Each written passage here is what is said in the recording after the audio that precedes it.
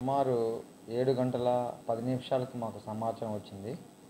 మాకొచ్చిన సమాచారం ప్రకారం సుమారు 7:05 నిమిషాల ప్రాంతంలో గుర్తులేని వారు మన నిడమర్రు గ్రామ శివారులో ఉన్న టిట్కో హౌసెస్ సమీపంలో మన గ్రామ పంచాయతీ సమీపంలో చెత్తని సేకరించే ఒక బండి, ఆ తోపుడు బండిలో ఒక ఒక చిన్న బేబీ, అప్పుడే డెలివరీ అయినటువంటి చిన్న బేబీని అక్కడ పెట్టి వెళ్ళినట్టుగా సమాచారం వచ్చింది.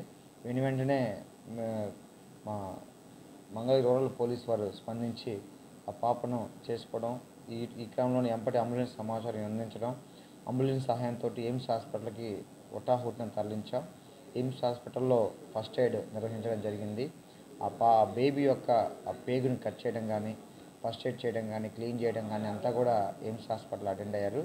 అక్కడి నుంచి అక్కడ ఉన్నటువంటి సదుపాయాలు మరియు బాక్సెస్ కొరత మరియు వెంటిలేటర్ ఇష్యూ వల్ల డాక్టర్ గారి సలహా మేరకు ఇమీడియట్లీగా గుంటూరు జీజీహెచ్కి తరలించడం జరుగుతుంది. ఈ క్రమంలో బేబీ సంరక్షణ నిమిత్తం రూరల్ పోలీసు సిబ్బంది, అదేవిధంగా అక్కడ ఉన్నటువంటి స్థానిక మహిళలు మరియు అక్కడ ఉన్నటువంటి స్థానికులు బాగా తోడ్పాటు అందించారు.